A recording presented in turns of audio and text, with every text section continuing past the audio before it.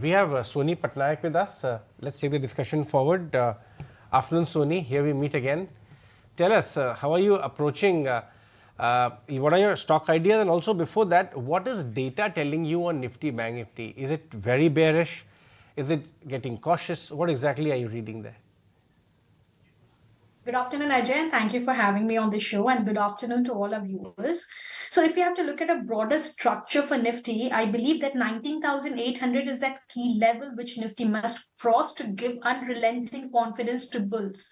To aim for that 20,500 plus trajectory. So, until then, Nifty remains sideways as long as it is trading above 19,300, because 19,300 is that key level till where the correction took place.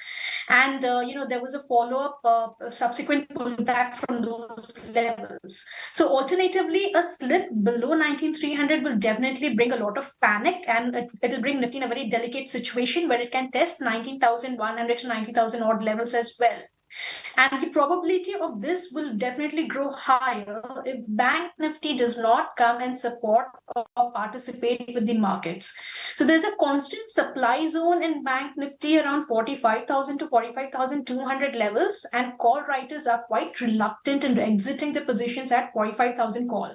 So Bank Nifty must either cross 45,200 spot to show strength, and it'll, simultaneously with IT, it will give some support to Nifty. But until this happens, I would see that Nifty and Bank Nifty both may remain sideways to seeing repeated selling pressure from higher resistances. Right, Soni. What are your picks and as of now? Then, what are you looking at in the market? The stock specific would be, of course, a better play right now in this market. The first pick would be to buy Ashok Leyland. It has held very strongly, even above, when the markets were correcting, it gave a good breakout. It was still holding above its breakout level. So, with a stop loss of 178, I believe Ashok Leyland can actually test 200 levels. So, that is the first pick. The second pick would be from Jindal Steel. So, Jindal Steel, I believe, has shown good rollovers. However, with the when market corrected, it also fell down to 640 odd levels. It has rebounded well enough from there. It's currently around 670 odd levels. So I believe that with 640 as a support, Jindal Steel can actually test 720 to 735. So both of these stock picks would be on the buy side. Some of the mid-cap financiers and lenders are doing very well today. Mass Financial, 5-Star Finance. Can you check out the charts? Which ones are looking good? I'm sorry, I could not hear you. You're talking about Mass Financials. Mass Financials, MAS Financials, 829, and even 5-Star, 829. What a coincidence. Both the stocks from the same space quoting at the same price.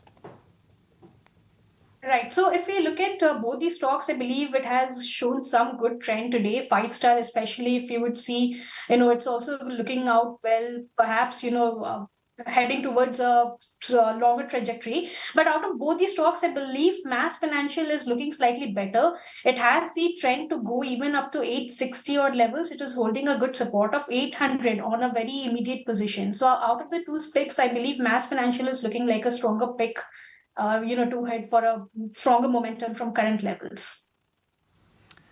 Right. Soni, also just in terms of some other names, especially in the pharma side, yes, Gland Pharma, they had reported the number, that commentary that is coming from the management as well. But, we've seen that buzz continuing in the pharma space as of now. Is there anything that you still find attractive that one should look at as of now? So pharma has shown good rollovers for the third series in a row. I believe any pick from pharma sector is going well. My first pick would be to understand Lupin. I think Lupin is continuing in that uptrend trajectory still, and Lupin is showing that constant up move. So it is not showing any signs of exhaustion. I believe Lupin still, as long as it's holding above 1,080, let's say for the day, and it can, move forward to 1120, 1140 odd levels also. So I think Lupin would be the better pick out of the two. After Lupin, you can see Biocon is also doing well. It has shown good long builder positions.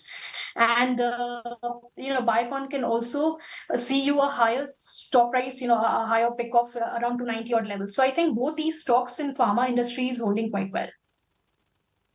Start buying some of the chemical names now like SRF, or you would stay away even now? Chemicals, extent, we have seen that, there's some bottoming out happening or not in all these stocks. Out of all the picks, SRF is definitely a stock that is holding better. So SRF, I believe, is showing you a strong support. It is holding 2260 as a support. Although it is facing that resistance of 2290 to 3000, because that is where some call writers are still holding their positions. I believe once it's crossed this level 2290 above, at least you would see that so SRF can actually rally towards 2300, 2340 as well. In fact, some of the energy stocks have also perked up very well today. GSW Energy, put up Petronet, LNG. Both these energy stocks are doing well. Would you bet on any of them? So in energy space, I would prefer JSW Energy, which is looking far better than in comparison to all its peers. It's already up by 5% today. I think it has given a good breakout above 300 odd levels. So I believe as long as it's holding 298, it still has a good momentum to catch up to 312 to 316. So out of all the picks, JSW Energy is definitely looking as a good strong pick. Okay. All right, Soni, we'll let you go on that one. Thanks so much for your time. That was Soni Patnaik from JM Financial